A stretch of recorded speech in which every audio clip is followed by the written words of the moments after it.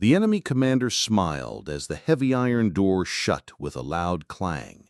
His boots echoed against the concrete floor of the underground cell. "One American soldier won't last a week here," he told his men with a grin. They laughed as they locked the chains and walked away.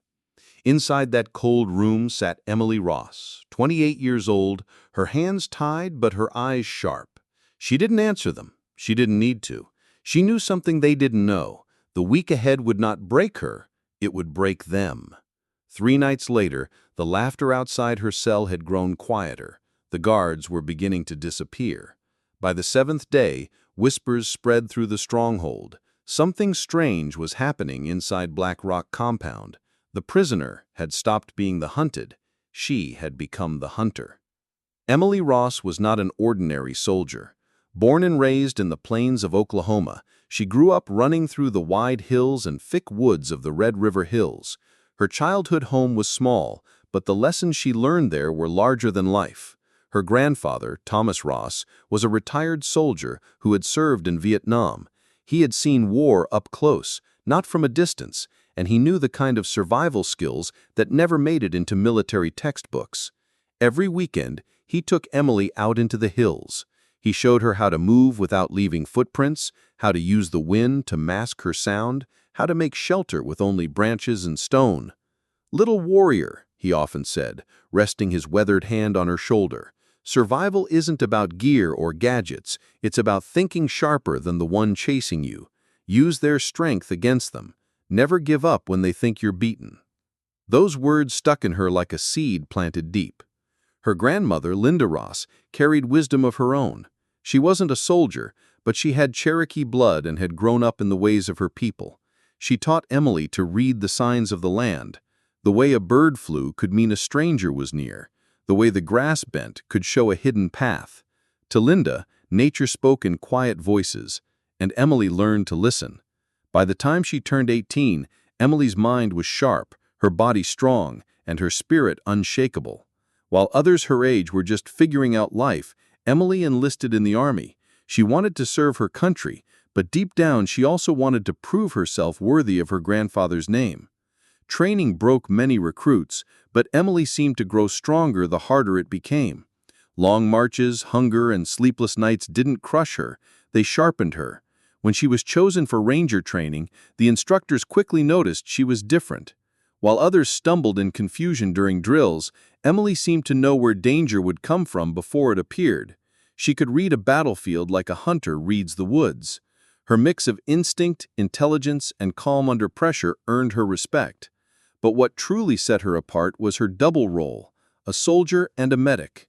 She wasn't only trained to fight, she was trained to save lives in the middle of chaos. In battle, she could be kneeling over a wounded man, patching his bleeding arm, then stand up the next second and fire with deadly precision. Her call sign, whispered among the Rangers, became Reaper, not because she looked for death, but because when she came, the enemy never saw her coming until it was too late. On her second deployment, she proved the name. A patrol had been ambushed in a dusty valley, surrounded by militia fire. Air support couldn't reach them in time. Emily went in alone. She slipped through shadows, cut down enemies quietly, and dragged wounded soldiers out one by one. By the time reinforcements arrived, she had carried out both the living and the dead, and left behind a trail of fallen enemies who never saw her face. From that day, the Rangers never doubted her. The mission that led to her capture started as a routine operation. Emily was attached as the medic for a small special forces team. Their job was to scout a cluster of suspected camps in the Desert Plains region near the Iron Pass borderlands. The intelligence reports had seemed clear: low enemy presence, a quick in-and-out reconnaissance. But intelligence is never perfect. Someone had been watching the Americans, studying their moves. That someone was Victor Kane. At 45, Kane was a ruthless militia commander who had built his reputation on ambushes and kidnappings. He knew American soldiers relied on their superior gear and air power, so he designed traps that turned their strength into weakness. His men dug into the mountainside, hiding in caves and shadows, waiting for the perfect moment. When Emily's team entered the narrow valley, everything seemed too quiet. Then the silence shattered. Gunfire thundered from every side. Bullets rained down from the cliffs. Explosions rocked the ground. It wasn't a random attack. It was a cage slamming shut. Emily rushed to the wounded, dragging them behind rocks, applying pressure to bleeding wounds, shouting orders. But the valley had been chosen carefully. There was no high ground to retreat to, no clear path to escape. Then came the blast. A hidden explosive tore through the rocks, collapsing part of the slope. Dust and debris filled the air, cutting her off from the rest of the team. When the smoke cleared, Emily found herself alone, cut off, surrounded by Kane's fighters. They closed in quickly, rifles pointed at her chest. She clenched her fists, her mind racing. She could fight now and die, or let them take her and find another way. She lowered her weapon. Chains clicked around her wrists. They dragged her toward the dark mouth of Black Rock Compound, a place no soldier had ever returned from alive. Victor Kane stood waiting. His smile was thin and cruel. "An American woman, perfect for what I need. You won't last a week here." Emily didn't flinch. She simply looked him in the eye. Deep inside, she made a promise. If she was going to die here, she'd make sure Kane and his men died first. The first 3 days inside Black Rock Compound were quiet. Too quiet. Emily Ross was locked in a cold concrete cell, iron chains at her wrists, food shoved through a slot once a day. The guards thought she was broken. To them, she was just a captured medic, another trophy for their commander, Victor Kane. But while they thought she sat in silence, Emily was watching. Every sound, every step, every careless habit. When one guard brought her water, she noticed his keys jingled on his left side. When another leaned close to taunt her, she saw the scar under his ear, an old wound, likely weak if pressed the right way. When she heard boots scrape above her ceiling, she counted the seconds between each turn. By the third night, she already had the compound mapped in her mind. Lying on the hard floor, Emily thought of the Red River Hills back home. She remembered the way her grandfather, Thomas Ross, made her crawl through woods without snapping a twig. She remembered her grandmother, Linda Ross, teaching her to follow the bend of grass and the flight of birds. Those lessons weren't just childhood games, they were survival. Her grandfather's voice echoed in her memory. "Survival isn't about strength, Emily. It's about knowing more than the one hunting you. The moment they think they've won, that's when you strike." That voice became her shield. She wasn't a prisoner, she was waiting. On the fourth night, a young fighter named Kareem was sent to check on the prisoner. He was careless, yawning as he opened the cell. He thought Emily was weak. He didn't see her shift her weight, didn't notice the piece of metal she had hidden under her sleeve, sharpened from the food tray. In less than 10 seconds, Kareem was on the ground, silenced before he could cry out. Emily dragged him into the shadows, stripped him of his knife, keys, and uniform belt. Then she slipped into the hallway, blending with the dark. That night, Victor Kane lost his first man. Nobody saw how, nobody heard. By morning, Kareem was simply gone. Fear began to spread. On the fifth night, Emily struck again. This time, she targeted the communications bunker. She had watched the guards' shift change for days, memorized the timing. When the lone operator stepped out for a smoke, she moved in. Inside, she found radios, maps, and coded notebooks. She eliminated the operator quietly and copied every piece of information she could. The files revealed Kane's entire network, supply routes, Allied cells, even plans for an attack on Fort Valley Base, where hundreds of American soldiers were stationed. She tucked the papers into her stolen vest. Now it wasn't just about survival. She had to stop that attack. By the sixth night, whispers filled the compound. Men swore they heard footsteps in empty halls. Some claimed they saw a shadow pass their doors. The truth was worse. Emily had begun to move like a ghost. She avoided open fights. She didn't need to waste bullets. Instead, she picked off guards at the edges, those who stood alone, those too tired to notice. She dragged their bodies into dark corners, making sure their absence was discovered slowly, painfully. Each disappearance was a message. You are not safe, even here. Kane grew furious. He ordered double patrols, tighter security, but fear had already gripped his men.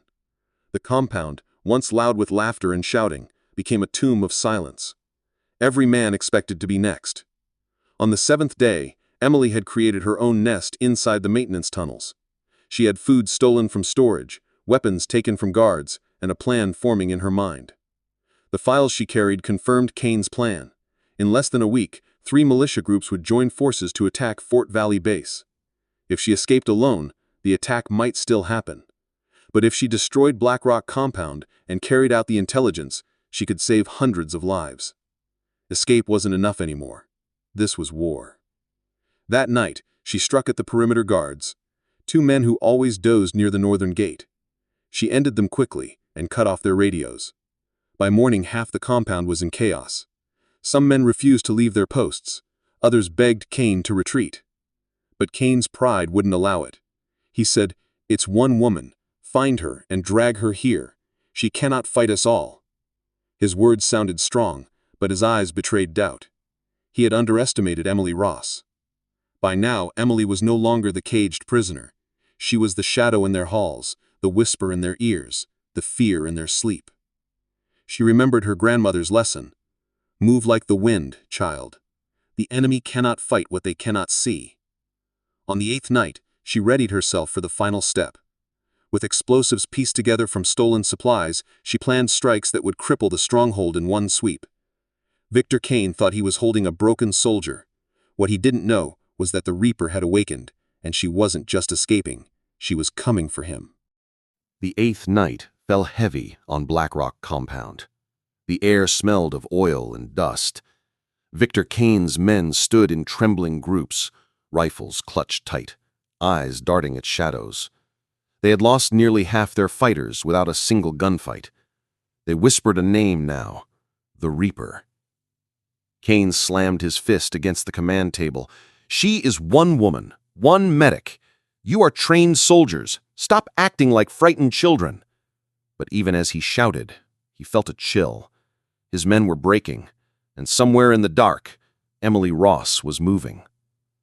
Emily had everything prepared. She had stolen wires, powder, and scraps from the storage rooms. Piece by piece, she built makeshift charges.